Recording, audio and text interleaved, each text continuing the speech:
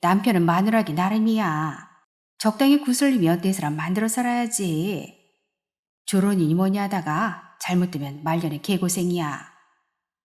늙음하게 모험하는 거 좋으니? 딴 생각 말고 그냥 살아.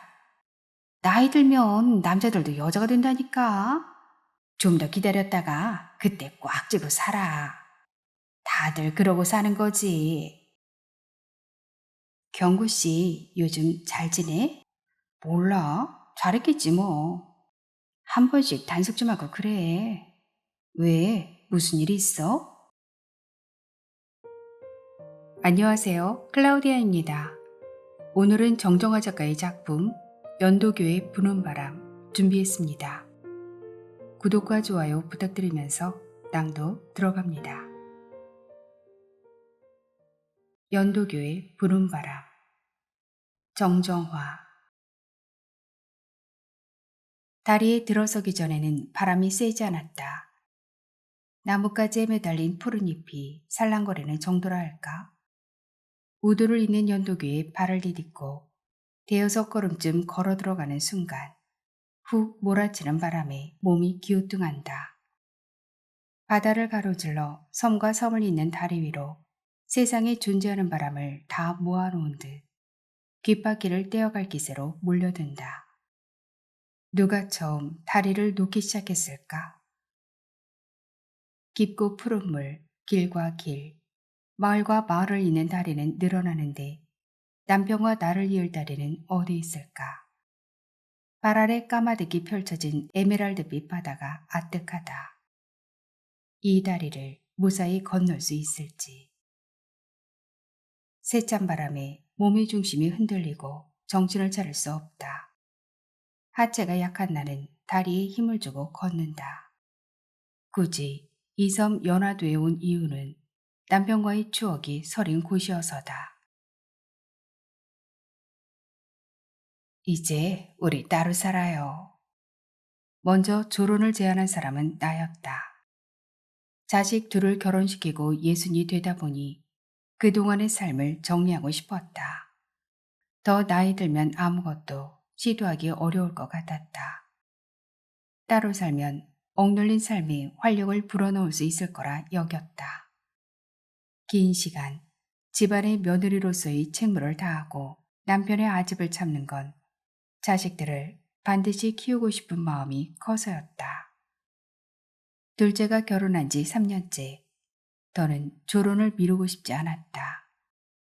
퇴직 후부터 끼니마다 밥을 해서 갖다 바쳐야 하는 삼식이 남편은 내 삶을 올감했다. 빨래는 물론이거니와 설거지나 청소도 하지 않았다. 어쩌다 색깔이 화려하거나 목이 파인 옷을 입으면 경박하다며 면박을 주었다. 최근 남편의 관심은 붓글씨에 쏠려 있다. 일주일에 한 번씩 도서관에서 운영하는 붓글씨 강좌에 참여하는 게 유일한 취미다.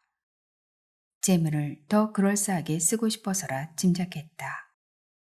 밖에 나가는 걸 그렇게 싫어하더니 붓글씨를 배우러 가는 날에는 아침 일찍 화장실에 들어갔다. 뽀독뽀독 때미는 소리까지 나게 샤워를 하고 어깨에 수건을 두르고 나올 때면 말끔하게 면도한 데다 로션을 바른 낯빛이 반지르르 했다. 시간이 많으면 함께 할 줄 알았던 여행도 내가 잔소리를 해야 가까운 곳을 드라이브하는 정도였다. 그나마 제일 멀리 온 게 이 섬이다. 모처럼 친구들과 약속이 있어 집 근처 식당에서 밥을 먹고 카페에서 수다를 떨다가도 남편의 전화 호출에 자리를 뜨곤 했다. 그럴 때마다 삼시가 웅얼거릴 뿐 입 밖으로 소리 한번 내지 못했다. 친구들은 그런 내가 답답했던지 조론이라도 하라고 했다. 조론이 결혼 생활을 졸업한다는 뜻으로 이혼하지 않은 부부가 서로 간섭하지 않고 독립적으로 살아가는 일이라는 것쯤은 안다. 그 말은 마치 나를 위해 존재하는 남매 같았다. 여태 남편의 그늘로 살았는데 이제는 자유로워지고 싶었다. 남편이 리모컨을 쥐고 진종일 드라마에 빠져있는 모습은 정지 영상처럼 지루했다. 용기를 내어 처음으로 말을 꺼낸 것은 아침 밥상에서 남편이 된장찌개에 숟가락을 깊이 찔렀을 때다. 남편은 생뚱맞은 표정으로 나를 쳐다봤다. 세상이 변해도 너무 변했어. 그가 내뱉은 첫말이었다. 세상이 너무 변했는데 당신은 왜 손톱만지도 변하지 않아요? 목구멍까지 올라온 말을 가까스로 삼켰다. 이혼하자는 말이 아니니 남편이 찬성할지도 모르는데 굳이 사태를 나쁘게 몰고 갈 필요는 없었다. 30년 넘게 직장과 집을 시계추처럼 왔다 갔다 한 남편은 결혼이라는 말이 존재한다는 사실에 놀라는 눈치였고 부부 사이에 그 말이 오가는 자체가 불경스럽다는 듯 인중을 찌그러뜨렸다. 빨간 책모자 하나가 공중으로 날아오른다.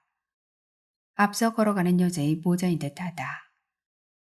넓은 책을 날개 삼아 연처럼 허공 속을 난다. 바람을 타고 아득하게 떠밀려 가다 마침내 에메랄드빛 바다를 향해 낙하하기 시작한다. 터져나오는 여자의 날카로운 탄식이 바람소리에 묻힌다. 미처 붙잡지 못한 모자는 시퍼런 바다 위에 하나의 점이 됐다가 모습을 감춘다. 모자가 사라진 곳을 주시한다. 어디서 바람이 몰려오는 걸까? 금방이라도 바람 속으로 빨려 들어갈 것 같다. 여자와 나란히 걷던 남자가 자신의 모자를 여자에게 씌워준다. 활짝 웃는 여자의 입마디가 클로즈업 된다. 폭풍 속의 다정한 연인이다. 바람은 몸의 균형을 무너뜨리고 쉬지 않고 들이닥친다. 두둥 두둥 마음속의 고동이 북을 친다. 빨라지는 심장박동. 거센 바람이 응어리진 우라를 폭포수처럼 때린다. 바람이 살갗을 스치고 그 마찰로 가슴속 숨은 상처가 관절통과 함께 삐져나온다. 푸른 날을 세운 바람을 견디느라 나는 모자를 꽉 붙든다. 손가락에 힘을 주는 만큼 통증이 몰려오고 통증의 크기만큼 힘이 빠져나간다. 두 다리가 후들거린다. 시야가 흐려진다. 할 수만 있다면 가뭇없이 사라져버리고 싶다. 그런다고 지난 삶이 없어질까? 견디자, 떨쳐내자. 두 마음이 하나로 엉겨붙는다. 불어라, 불어라 바람. 집착과 미련, 질투마저 삼켜라. 이 몸뚱이까지 날려버릴 세찬 바람아, 불어다오. 그러면서도 나는 모자를 잡은 손을 놓지 않는다. 24세 결혼해서 35년을 함께 살았다. 남편은 3대 독자로 집안의 사랑을 독차지했다. 유교의 전통을 이어받아 남녀유별을 강조했기에 어릴 때부터 부엌에 들어가면 고추가 떨어진다라고 교육받았다. 방 청소는 물론 설거지도 하지 않았고 그 흔한 쓰레기 봉투도 버릴 줄 몰랐다. 아들 둘을 키우면서 남편의 도움을 받지 못했다. 혼자서 하는 육아는 힘에 부쳤다. 아이를 업고 안고 유모차에 태우고 다니는 남자들을 보면 한참을 쳐다보기도 했다. 집안일과 육아로 팔을 많이 썼고 산후조리 중에 통증이 시작됐다. 팔이 아프다는 내 말에 남편은 병원에 가보라고만 했다. 아이를 업고 버스를 타고 병원에 가는 일이 힘든 일인 줄 모르는 듯 했다. 남편은 퇴근하면 챙겨주는 밥을 먹고 깎아준 과일을 먹으며 텔레비전 앞에서 리모컨을 조종했다. 요즘은 주로 산에 혼자 사는 사람을 다룬 프로그램을 봤다. 저런 데 살면 좀 좋아. 남편이 중얼거렸다. 남편의 말에 속으로 콧방귀를 뀌었다. 그 프로그램의 출연자들은 하나부터 열까지 스스로 몸을 움직인 수고 덕에 살지 않던가. 식사 준비, 농작물 키우기, 사냐조 캐기 등 사소한 일부터 집수리까지 하나하나를 직접 하며 사는 사람들이다. 삼식이 남편은 밥을 해먹을 수 있을지조차 의문이다. 집안의 대소사를 챙길 때도 수고했다는 말을 듣지 못했다. 남편은 그건 할머니 때부터 해오던 전통이라며 내가 하는 일이 특별하다고 여기지 않았다. 감정표를 하지 않는 게 미덕이라고 배웠는지 남편은 좋아도 싫어도 내색을 안 했다. 나 역시 시집 올 때부터 엄격한 집안의 가풍을 따르다 보니 당연히 해야 할 일로 받아들였다. 몸조리 중에도 제사가 닥치면 장을 봐서 준비했다. 나물, 전, 산적, 생선구이, 탕 등 손이 많이 가는 제수들을 준비하다 보면 다리가 붓고 뼛속까지 아팠다. 제사를 지낸 후 가족을 위해 상 차리고 뒤지다거리를 했다. 내가 종종 걸음을 치는데도 남편은 어른들과 식사하기 여념이 없었다. 국이나 반찬이 부족할 때마다 나를 불렀다. 식탁이 풍성한 음식량만큼 허기는 더해졌다. 시댁 식구들은 준비하는 사람과 먹는 사람이 따로 있는 것처럼 수발하는 나를 당연시했다. 뒤늦게 밥상머리에 앉아 식은 밥을 몇 숟갈 떼다 보면 일찍 밥을 먹은 시어머니가 그릇을 치우기 시작했다. 나는 먹다 말고 다시 설거지를 하러 가야 했다. 쉼없는 가사노동으로 50대 후반에 손가락 관절이 휘기 시작했다. 어깨에는 신경통이 찾아와 밤에 잠을 제대로 잘 수 없었다. 병증은 잘 낫지 않았고 계속 쓰다 보니 고질병이 되었다. 똑같은 패턴을 고집하는 남편 때문에 나는 지쳐갔다. 남편은 결혼 전나 지금이나 변화가 없었다. 직장을 다닐 땐 고생한다 싶어 연민의 마음이라도 있었지만 빈둥거리면서도 가사를 돌보지 않고 자유로운 외출도 허용하지 않는 남편이 이해되지 않았다. 남편은 전통을 잇는다는 명목 아래 도포를 입고 문중행사에 참석한다. 나에게 꾸준 일과 음식 장만을 맡기면서 자신만 식자층인 양 행세하는 게 시대에 맞는 일인지 따져 묻고 싶었다. 나 역시 의무감을 버리지 못하고 옛것을 답습했다. 한번 자리 잡은 가풍은 쉬이 변하지 않았다. 언제부턴가 내가 구시렁거리기 시작했다. 남편을 감싸줄 시부모도 없겠다. 할 말을 해야겠다 싶었다. 올해 봄밤에 기어이 말을 꺼냈다. 인공지능 로봇이 나오는 시대에 귀신 모시는 게 무슨 의미가 있어요? 허참, 세상이 어찌 되려는지. 아휴. 남편은 혀를 끌끌 차면서 경멸하듯 나를 쳐다봤다. 수십 년을 모셔도 달라지는 게 없잖아요. 조상의 음덕으로 우리가 이만큼 사는 거요. 보이지 않는 기운이 연결되어 있다는 걸 왜 몰라? 그리고 선산받지 않았는가? 죽어서 묻히기밖에 더 하겠어요? 봉분이 20개가 넘는 선산의 으스스한 분위기가 떠올랐다. 결혼 초에는 10번이 넘는 제사를 지내왔다.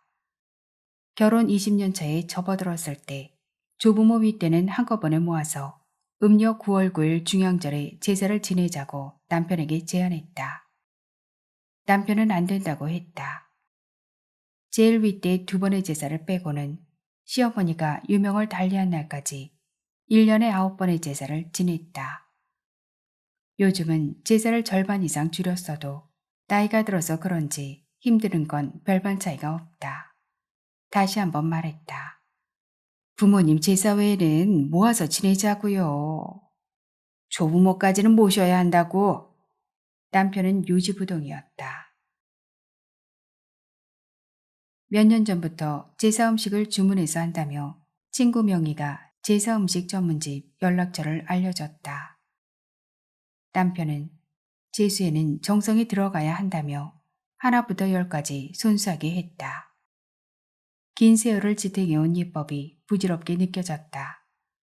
내 몸을 망가뜨리면서 죽은 사람을 모시는 게 무슨 의미가 있나 싶었다. 귀신이 밥 먹으러 오는 거 봤어요? 쉬, 누가 들으면 어쩌려고. 이 손가락 좀 보세요. 어깨며 다리며 안 아픈 곳이 없어요. 산 사람이 먼저지 죽은 사람이 먼저인가요? 어허이, 부정탈 소리 하네. 이 집구석 부엌대기 역할 더는 못하겠어요. 제3의 집안 행사에다 당신 삼시세끼까지 꼬박꼬박 챙겨야 하니 손에 물이 마를 날이 없잖아요. 친구들은 해외여행도 가고 골프도 치고 술도 마시며 사는데 나만 이게 뭐예요? 조선시대도 아니고. 가슴에 담았던 말들을 한꺼번에 쏟아냈다. 남편은 화가 난 얼굴이었다.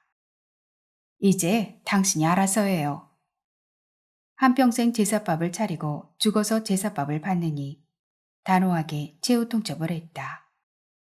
남편과 떨어져 살고 싶은 마음이 간절했다. 언젠가 결단하리라 마음먹었던 차에 제사를 간소하게 치르자는데 이도 안 들어가는 남편을 보니까 속이 꺼먹게 타들어갔다. 이혼하고 싶은 마음이 있었지만 망설여졌다. 이혼 가정에 대해 곱지 않은 시선이 남아있고 나 역시 불안정한 노년을 보내고 싶지 않았다. 무엇보다 자식들과 서먹한 관계가 되는 건 싫었다. 시끄럽게 하기 싫은 마음도 있었지만 몸에 밴 습관이 쉬이 사라지지 않았다. 때가 되면 남편의 밥을 차리고 청소기를 밀고 있었다. 이씨 집안에 길든 오랜 습속에 자동화된 기계처럼 몸이 반응했다. 한 곳에 살면서 남편을 바꾸고 나를 바꾼다는 건 쉽지 않았다. 생각을 바꾸었다. 남편을 바꾸려면 내가 바뀌어야 한다. 일단 두 사람이 다른 곳에서 생활하면 좋을 것 같았다. 환경을 바꾸는 일이 관계를 바꾸는 것보다 쉬울 때도 있으니까. 친구 명희에게 전화해서 힘들다고 했더니 만나서 얘기하자고 했다. 남편의 점심을 차려주고 명희를 만나러 나갔다. 명희는 화목한 가정을 꾸리고 있었다. 남편이 집안일도 같이 하고 여행도 자주 다녔다. 내가 그리는 이상적인 부부상인 듯 했다. 명희와 이런저런 얘기를 나누니 속이 더 뒤집혔다. 친구들은 혼자면 혼자인 대로, 둘이면 둘인 대로 다들 나름의 생활을 즐기는 것 같았다. 부부가 함께 산다면 명희처럼 살면 좋겠다 싶었다. 동등한 위치에서 소통하고 서로를 존중하며 사는 모습이 보기 좋았다. 예, 남편은 마누라기 나름이야. 적당히 구슬리며 내 사람 만들어 살아야지. 조론이니 뭐니 하다가 잘못되면 말년에 개고생이야. 늙음하게 모험하는 거 좋으니? 딴 생각 말고 그냥 살아. 나이 들면 남자들도 여자가 된다니까. 좀 더 기다렸다가 그때 꽉 쥐고 살아. 명희는 할 말을 미리 준비한 사람처럼 술술 내뱉었다. 세상에 뭐 좋은 거 있나 싶어도 다 그게 그거야. 그동안 중부로 고생은 했지만 애들 결혼했겠다. 돈 걱정 없이 사는 지금이 복날이지. 완전한 자유가 어딨어. 다들 그러고 사는 거지. 공감이라도 해주면 좋을 텐데 명희는 또박또박 자신의 주장을 펼쳤다. 팽팽한 피부와 쭉 뻗은 손가락이 눈부시다. 화이트데이 선물로 남편에게 받았다는 팔찌까지 차고 있는 명희가 내 처지를 이해하는 건 애초부터 무리인지도 모른다. 관절마다 통증이 있는 데다 굳은 살이 박힌 까칠까칠한 내 손은 휘어진 갈퀴 같다. 명희가 얄미웠다. 여자는 절을 내보내야 해. 제사상 앞에서 두 번 절하고 일어서려는 내게 시아버지는 나무라듯 말했다. 얼굴이 화끈거렸다. 그 순간 향냄새가 덮쳤다. 제상 앞에 피워놓은 향에서 연기가 피어올랐다. 헛구역질을 참느라 어지럼증을 느꼈다. 왜 절을 두 번 더 해야 하는지 이해할 수 없었다. 결혼하고부터 이해 안 되는 일을 줄곧 했으니 이제 이해되는 일을 하고 싶었다. 남편과 같은 집에 산다는 것만으로 오래된 지실에 갇힌 듯 숨이 막혔다. 남편한테 여우짓하면서 조금씩 바꿔봐. 넌 내가 어떻게 사는지 죽었다 깨어나도 모를걸. 뭐가 그렇게 복잡해. 그냥 살아. 집으로 돌아오는 길에 영희의 말이 머릿속을 맴돌았다. 그냥 살아, 그냥. 정말 그럴까? 난간을 붙잡고 온몸에 힘을 주고 우도를 향해 나아간다. 바다가 소용돌이 친다. 이러다가 다리의 쇠 줄이 끊어지면 어쩌나 싶다. 모자를 잡은 손에 힘을 더 준다. 가늠하기 힘들 정도로 세찬 바람에 다리가 흔들리는 것 같다. 누군가 뒤에서 비명을 지른다. 뒤를 돌아본다. 하이힐을 신은 여자가 지른 소리다. 여자의 허리를 감싸는 남자가 한 손에 칼을 쥐고 있다. 돌풍이 휘몰아친다. 나아갈 수도 물러설 수도 없는 지점에서 나는 비틀거린다. 다리에 힘을 주는 순간 머플러가 미끄러진다. 묶지 않고 늘어뜨려 여미는 방식으로 목에 두른 머플러인데 뒤돌아보는 바람에 자리를 이탈한 모양이다. 모자에 신경 쓰느라 머플러를 하고 온 걸 잊었다. 머플러를 붙잡으려 손을 뻗었지만 순식간에 빠져나간다. 머플러를 잡으려 손을 뻗치다가 다시 난간을 붙잡는다. 힘을 줘도 힘이 들어가지 않는 다리가 후들거린다. 뒤따라오는 남녀는 어디로 갔는지 없다. 나는 하나를 신경 쓰면 다른 하나는 곧잘 잊곤 했다. 관심이 있는 곳에만 열중하다 중요한 것을 놓쳐 낭패를 본 경우가 많다. 머플러는 결혼 후 남편이 유일하게 사준 선물이다. 10년이 지났어도 그나마 고운 정이 밴 물건이고 흔치 않은 남편의 선물이라 아끼는 물건 목록에 들어있었다. 남편과 나 사이에는 수많은 문이 존재하고 그 문을 제대로 열어보지 못한 채 수십 년이 흘렀다. 아직도 열어보지 못한 문틈 사이로 바람이 분다. 열릴 기미가 없는 문들의 행렬. 현관문을 들어섰을 때 남편은 잠옷바람에 텔레비전 채널을 바꾸고 있었다. 첫날 만날 텔레비 지겹지도 않아요? 평소에 남편이라면 들은 척도 하지 않아야 했다. 말이 끝나자마자 남편은 리모컨을 나에게 던졌다. 정확하게 내 콧등을 쳤다. 나도 모르게 코를 감싸 안방으로 달려갔다. 거울 앞에서 얼굴을 비춰봤다. 콧등이 찢겨 벌갰고 주변은 부어올라 있었다. 콧등은 시큰거렸다. 나는 침대에 엎드리지도 못하고 웅크린 채 가만히 있었다. 남편이 묵뚝뚝하고 답답한 성격이긴 하지만 때린 적은 없었다. 오늘은 달랐다. 악감정을 똘똘 뭉쳐 리모컨을 던졌다. 정체의 상징인 징글징글한 그 물건의 온오프 단추가 콧장등이 상처와 함께 눈앞에 어른거렸다.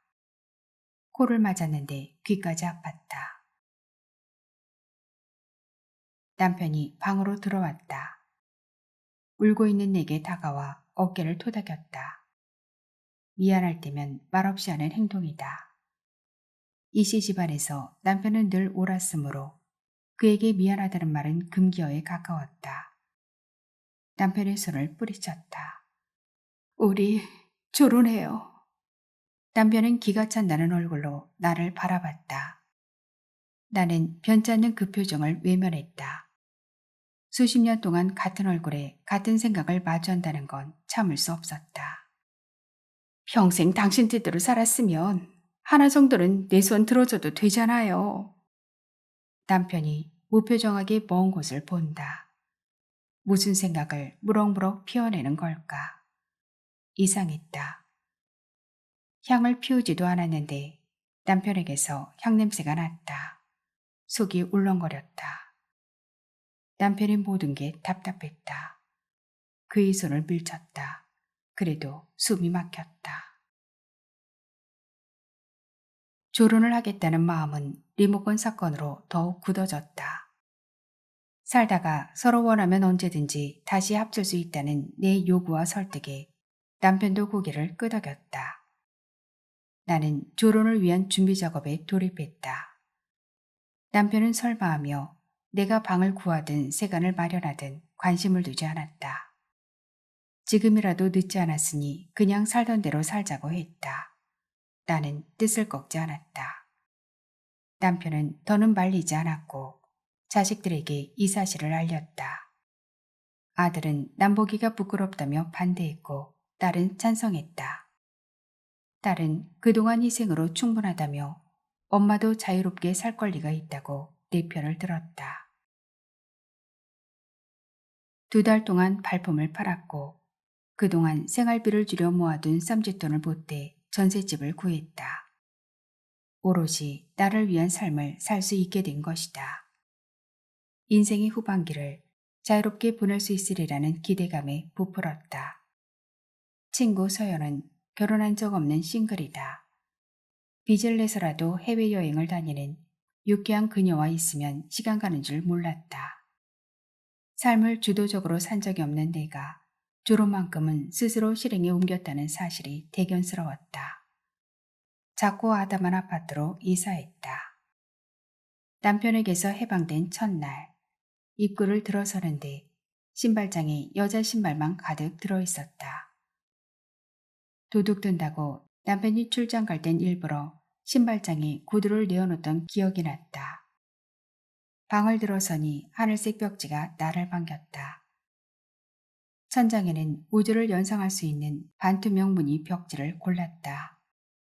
불을 끄면 달과 별이 반짝였다. 레이스가 달린 하얀 침대 커브 위에 누웠다. 붙박이 장롱이 눈에 들어왔다. 남편 옷과 내 옷이 반반이던 옷장을 벗어나 오롯이 내 옷으로 가득 찬 옷장을 갖게 됐다. 저녁에 나를 위한 밥상을 차렸다. 반찬 투정할 남편이 없는 혼밥 시간은 밥숟갈이 절로 입안을 들락거렸다. 거실 소파에 기대어 사과를 먹으며 텔레비전을 봤다. 내게도 리모컨이 생겼다.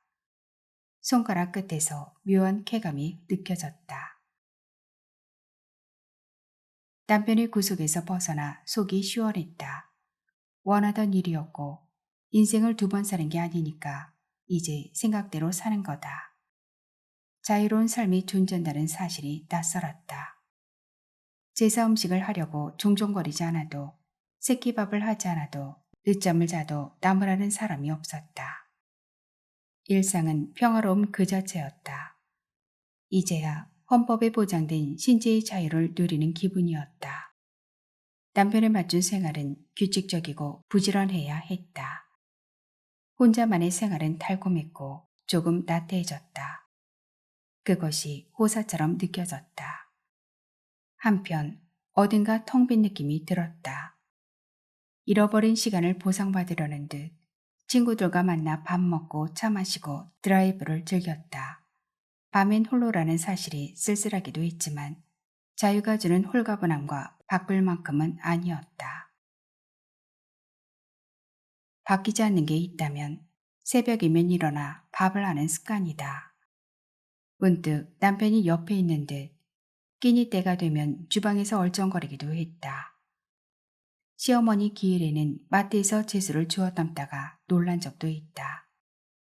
남편의 짐 지운 것들이 뿌리 뽑히지 않고 곳곳에 남아 나를 조종했다. 모자를 꽉 거머쥔다. 모자가 날아가면 버틸 힘이 사라져버릴 것 같은 예감이 든다. 우는 소리를 내며 몰아치는 바람에 몸을 낮춘다. 맨살에 부딪히는 바람의 감촉이 매서운 만큼 목이 허전하다. 비싼 머플러를 사준 남편이 생각난다. 하나의 모습으로 규정되지 않는 모습. 바람은 여전히 거세게 불어온다. 달이 중간쯤 되는 것 같다. 육지에서 가장 먼 곳이라는 생각에 두려움이 엄습한다. 모자를 잃어버린 여자는 다리를 건너간 모양이다. 새짠 바람이 맨살에 닿을 때마다 사라진 머플러 생각이 난다. 사진을 찍던 사람들이 앞서 걷고 있다. 팔랑거리는 치마를 붙잡고 가는 사람, 핸드백을 안고 가는 사람, 이 난리에 입을 맞추는 남녀, 바람에 맞서 타잔 소리를 내는 사내까지 킥킥 웃어댄다. 먼 데서 귀신이 꿰는 소리 같다. 어쩌면 내 안의 그림자가 우는 소린지도. 조론을 하고 평생 해보지 못한 일들을 해봤다. 친구들과 놀러가서 외박도 했다. 지키지 않으면 큰일이라도 날 것 같았던 종부의 일과를 벗어나도 별일이 없었다. 제사를 지내지 않으면 벼락이라도 칠 줄 알았는데 누구도 나무라지 않았다. 조금이라도 예법에 어긋나면 질책을 받고 몸에 밴 관습대로 산 세월이 속절없었다. 딱 1년 그렇게 살았다. 친구 서연으로부터 그 말을 듣기 전까지는. 케이크를 같이 먹자고 해서 서연의 집에 들렀다. 서연이 주방에서 우려낸 제스민 향이 거실로 퍼져왔다. 평소 유쾌하던 서연이 그날따라 말수가 적었다. 뭔가 할 말이 있는 듯 머뭇거렸다. 서연이 네 찻잔에 제스민 차를 천천히 따랐다. 꽃향이 유혹적이었다. 경구씨 요즘 잘 지내? 몰라. 잘했겠지 뭐. 한 번씩 단속 좀 하고 그래. 왜? 무슨 일 있어? 아니 그냥. 평소의 서연답지 않게 말을 더듬었다. 늘 당당하던 천하의 서연이었는데 이런 모습은 처음이었다. 네 남편 닮은 사람이 여자랑 데이트하는 거 봤는데 혹시나 해서 말이야. 서연의 말을 듣는 순간 나는 콧방귀를 뀌었다. 그 인간이 데이트를 할 수 있다고 생각해 본 적이 없었다. 무표정으로 복사한 얼굴의 남편이었기에 그럴 여지가 있다고 상상조차 하지 못했다. 얼마나 다정해 보이던지 내가 다 질투나던데. 내가 남친이랑 가봤다는 그 호텔 있잖아. 그 전망 좋다는 그곳 말이야. 그랬다. 서연이 자주 간다고 자랑하는 곳은 강원도 동해변에 있는 한 고급 호텔이었다. 짠돌이 남편이 그런 호사스러운 곳을 가진 않았을 것이다. 내가 떠올릴 수 있는 남편은 도포를 입고 제사 지내거나 트레이닝복을 입고 리모컨 버튼을 누르는 모습이었다. 비싼 돈을 주고 가야 하는 호텔이라니 분명 무슨 오해가 있을 거라 여겼다. 사람 잘못 본 거 아니야? 나도 미심쩍어 자세히 봤는데 뒷모습도 경구씨 같더라니까. 경구씨 쌍둥이인 건 아니잖아. 둘이 얼마나 다정한지 내가 지나가도 모르던걸. 무릎뼈가 시큰거리더니 굽은 손가락과 관절이 찌릿찌릿했다. 온몸에 싸늘한 통증이 몰려왔다. 어깨를 쥐어짜는 통증에 어금니를 물어야 했다. 남편의 울타리에서 벗어나면 행복할 줄 알았다. 결혼한 이상 남편이 여자친구를 사귀든 말든 상관하지 않으려 했다. 현실은 달랐다. 남편이 그럴 리가 없다며 도리질을 할수록 가슴이 벌렁거렸다. 그 인간이 그랬단 말이지. 하늘이 두 쪽 나도 바뀌지 않을 것 같은 목석이. 마른 무청처럼 세상 일에 무관심하던 도인이. 제스민 차를 삼킨 나는 자꾸 입술을 깨물었다. 떨어져 살면서 처음에는 하루에 몇 번씩 걸려오던 전화와 밥 먹을 때면 날아오던 문자도 뜸해졌다. 남편의 번호가 뜨면 저절로 눈꺼풀이 떨렸고 내 대답은 단답형이었다. 그러기를 6개월. 전화는 아예 없고 내 생일에 문자 한 번 받았다. 모든 게 따로 사는데 적응해가는 과정이라 여겼고 별 의미를 두지 않았다. 떨어져 살아도 평생을 갈 사람이라 여긴 게 착각이었다. 결혼한 이상 상관할 일은 아니라며 이성을 작동시켜 다독였지만 감정은 그 반대였다. 남편이 그런 사람이라고 생각하니 우라가 치밀었다. 결혼 시 부부관계를 유지하기 위해 어떤 일을 지켜야 하는지 의무사항을 명시하지 않았기에 남편에게 따질 명분도 권리도 없었다. 자유롭게 사는 재미도 의미도 없어졌다. 호기심이 넘치던 세상이 갑자기 벽으로 둘러싸이는 듯했다. 자신이 방치한 장난감을 누가 갖고 놀면 그 장난감이 중요해지듯 남편이 새삼 중요한 사람이 되어갔다. 웬일로 남편이 만나자고 했다. 나는 애써 애교를 부려볼 작정이었다. 미소를 머금으며 하는 눈화장이 자꾸 엇나갔다. 예전의 내 얼굴이 아닌 것 같았다. 그래도 옷은 화사한 꽃무늬 원피스를 입었다. 당신 얼굴이 많이 여였네요. 내가 밥을 안 해줘서 그런가? 내 말에 남편은 썩소를 날렸다. 자존심을 구기고 말했는데 이런 반응이라니. 잘 구슬려 보려던 의지는 초반에 꺾였다. 우리 이혼해. 남편과 나는 한동안 말이 없었다. 무슨 말을 하든 내가 맞받아칠 차례였다. 애들은 어쩌고요? 애들 핑계를 댔지만 예상치 못한 말에 가슴이 떨려왔다. 나도 이제 내 행복을 위해 살아보고 싶어. 누군가의 아빠, 누군가의 아들, 집안의 종손 뭐 이런 거 다 버리고 자유롭게 살고 싶다고. 오랫동안 내가 품었던 말이 남편의 입에서 터져나왔다. 내가 원할 때는 철벽을 치던 사람이 어떤 이름 모를 연예계는 호사를 누리게 해주겠다는 말이 분명했다. 절대로 바뀌지 않을 것 같던 남편의 마음이 손바닥 뒤집듯 변할 수 있다니. 경전처럼 떠받들던 가풍을 스스로 벗어던지겠다는 남편의 말은 현실 속 이야기 같지 않았다. 남편에 대해 아직 모르는 점이 있다는 게 충격이었다. 죽을 때까지 보고도 알 수 없는 것이 사람 속임을 뒤늦게 알아챘다. 돌아오는 길에 마음이 복잡했다. 엄격한 가풍이 싫어서 조론하고 살았는데 이제 홀가분해진 집안에 내 자리가 없어진다니 마음이 허허로웠다. 외식도 안 하던 인간이 평생 집밥을 고수하던 삼식이가 바뀌었다는 게 놀라웠고 그 자리에서 호사를 누리는 사람이 내가 아니라는 사실이 억울했다.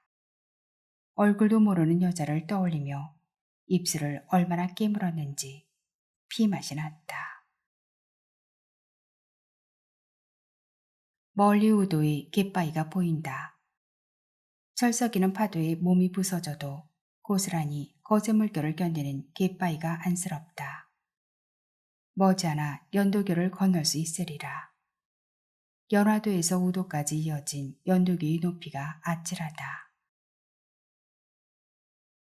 남편에게 여행 가자고 졸라서 왔던 이 섬에서 조금의 설렘이 있었다면 믿어줄까?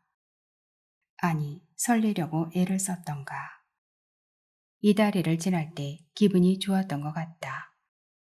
묵뚝뚝하던 남편이 바람에 허청대며 걷는 나를 잡고 끝까지 걸었던 곳. 설렘을 호출할 정도로 남편이 옅은 미소를 띠고 있던 곳. 미지근한 내 가슴이 데워졌던 곳. 그날 나를 붙잡아주던 남편의 악력이 허리춤에서 느껴졌다. 힘을 내어 몇 걸음 더 나아갔다. 30여 년을 같이 살았는데 닮지 않고 다른 점이 있다는 게 슬픈 일이었다. 같이 살면 모난 것들이 둥그러진다는데 두 사람은 그러지 못했다. 남편이 싫든 좋든 가족이라는 끈은 그 안온한 틀은 유지하고 싶었다. 내가 이혼은 안 된다고 말했지만 남편은 끝까지 밀어붙였다. 지긋지긋한 이씨문중을 벗어나는 일인데 쌍수 들고 환영해 하는 거 아닌가? 나는 남편의 말을 받아들이기 힘들었다. 종부로서 고생만 하고 이제 살만해졌는데 이혼이라니 뒤통수를 맞는 기분이었다. 내가 원할 때도 집안에 발을 들이지 못하는 이혼. 남편의 마음속에 외도라는 뜨거운 것이 존재했다니 의외였다. 무엇이 그토록 남편을 들끓게 했을까? 남편에게 남아있는 열정의 조각을 떠올리려 애를 썼다. 쉬 그림이 그려지지 않았다. 자유에 목말라 남편에게서 탈출을 시도했는데 이제 남편이 나를 떠나려 한다. 그 여자에게 남편은 목석이 아닌 다정한 사람일 게 틀림없다. 그 여자의 무엇이 남편을 그렇게 만들었을까? 대대로 내려오는 귀병과 체면이 몸에 밴 남편은 나에게 대접하고 싶어 했다.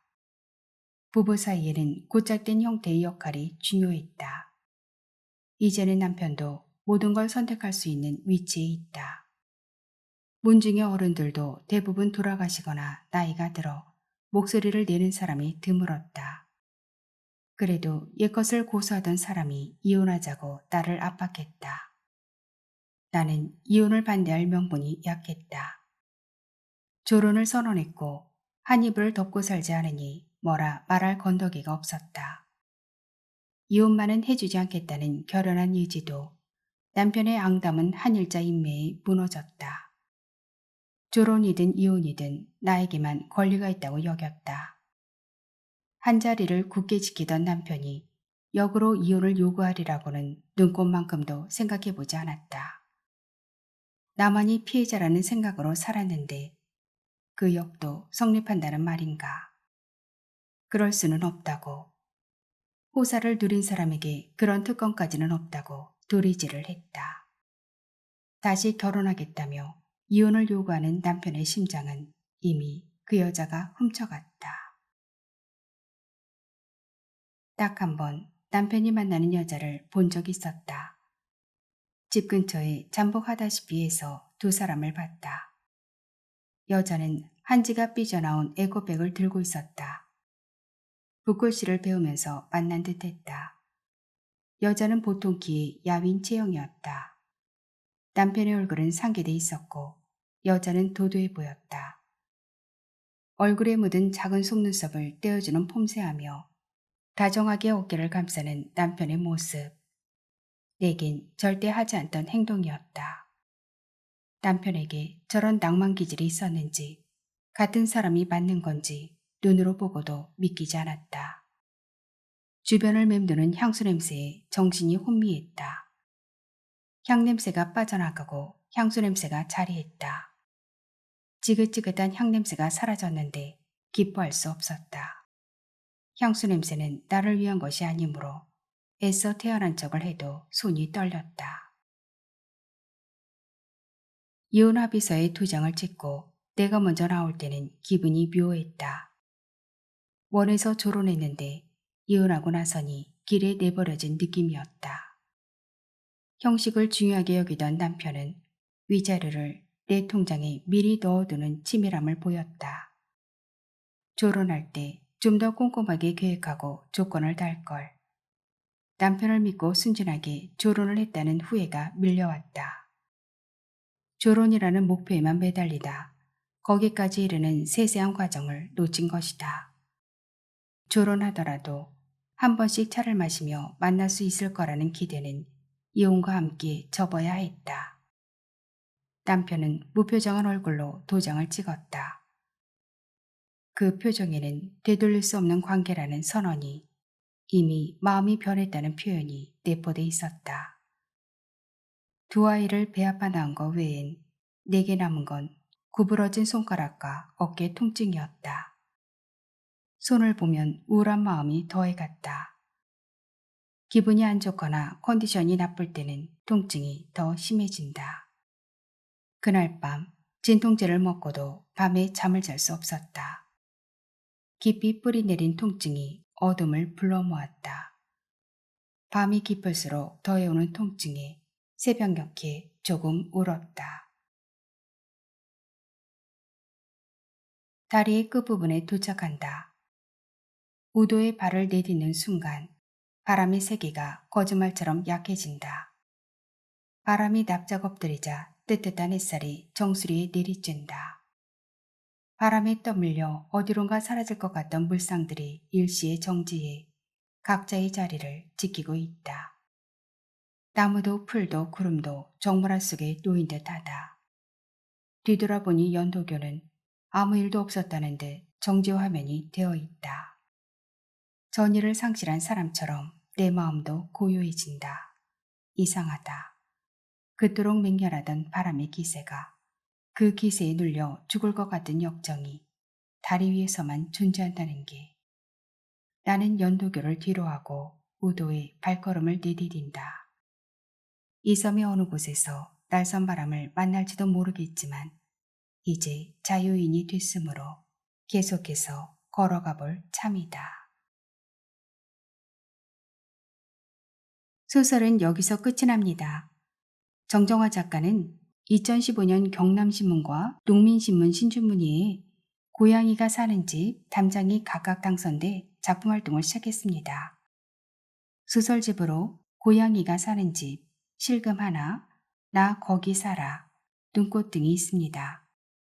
울산문학 제1의 젊은 작가상과 백신의 문학상을 수상했습니다. 긴 시간 함께 해주셔서 감사합니다. 오늘도 행복하세요.